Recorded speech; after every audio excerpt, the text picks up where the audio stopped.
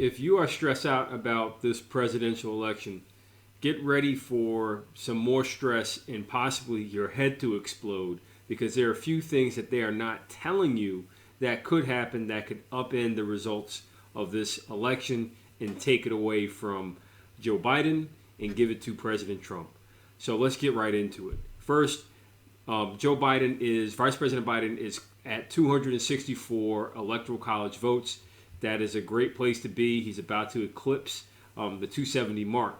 However, there are tensions in Michigan, there are tensions in Pennsylvania as to where the lawyers are getting ready to challenge the results of those elections based on a variety of issues that deal with esoteric aspects of election law. Very complicated, very nuanced. They may seem obvious in nonsensical to us, regular people, but there are things that are going to be decided by one of their state Supreme Court judges, which will ultimately get kicked up to the Supreme Court, who we all know leans to the right. So if it goes to the Supreme Court, which it likely will, thousands of votes that were cast in places like urban centers may be invalidated for a variety of reasons that we'll learn about over the next few weeks. But what makes this even more complicated is the possibility of the Electoral College being deadlocked. Now, what happens if the Electoral College is deadlocked? Who decides? What happens next?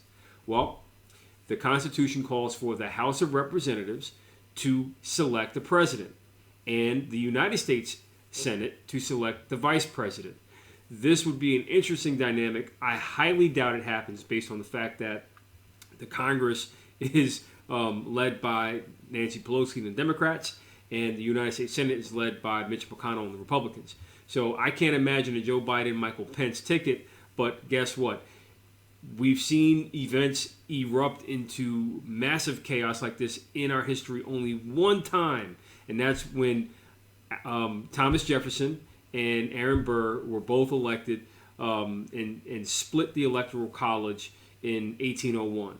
It was ultimately resolved by Alexander Hamilton behind the scenes, who did some arm twisting and got Representative Bayard to withhold his vote, and among other Federalists to throw support behind Thomas Jefferson to become our president. As a result, the 12th Amendment was drafted and ratified in 1804, and you should know that that lays out the process for the House of Representatives to pick the president, then the United States Senate to pick the vice president.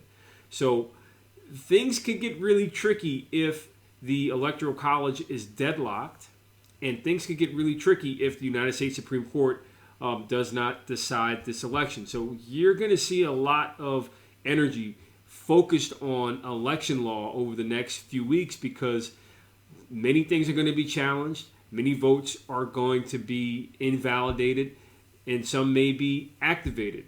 But we do know that many votes are missing based on what's being reported because of situations at the United States Postal Service.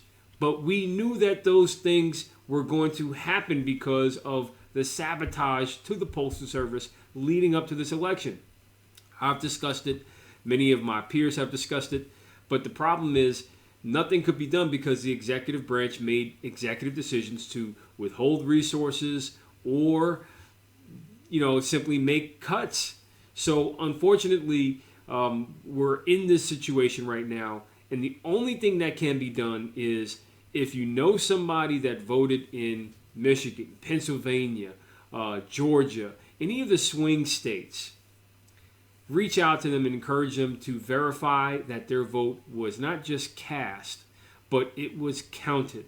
Make sure that every vote is counted. That is the most important thing to do right now.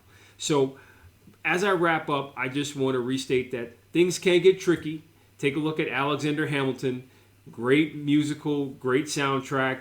Just know that we've been in this situation before, and the Electoral College has the potential to get deadlocked. It will be resolved a certain way, but just know that the Supreme Court is likely the place where this presidential election may be decided. So my hope is that as we go toward, go toward Thanksgiving. It's going to be gut wrenching. Do your best to not end lifelong relationships with friends, family members, colleagues because of their support of one candidate over another. It is serious. The direction of our country is very serious, especially at a moment with COVID. But for crying out loud, just because a person's in the White House doesn't mean your friend or a person that you thought was your friend is no longer a person that you will talk to or not speak to because they supported that person or that approach.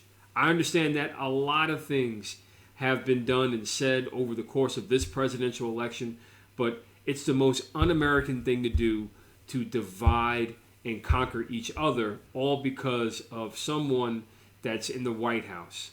I forgive me for being a bit dispassionate about it, but my belief is if you are engaged, if you are committed, you're going to advocate for the best policies and do your best to convince whoever it is to support your approach. Right, you don't want to support hate. You don't want to support toxicity. I get that. But recognize that your lifelong relationships do not need to end because someone is going a direction that you can't rationalize, you'll never agree with. Just agree to disagree. And if you can be friends on the things that you guys share in common.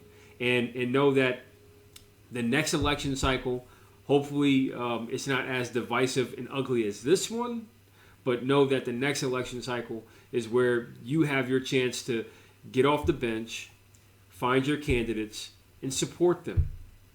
That's it. I mean, that's the system we have. Otherwise, we'll have anarchy, we'll have dictatorship, we'll have all the wrong things that are wrong for America.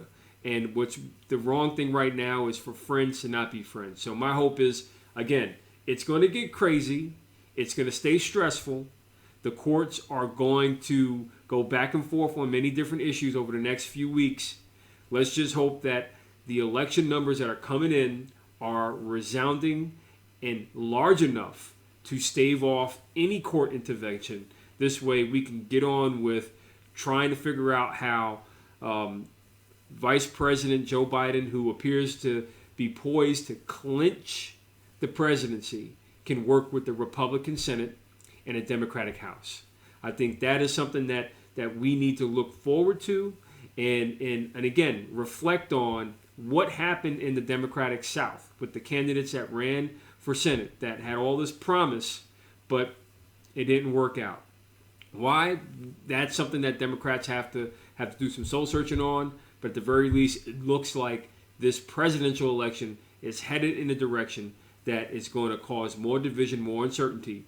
But let's hope and pray for the best, and also just do your best to de-stress.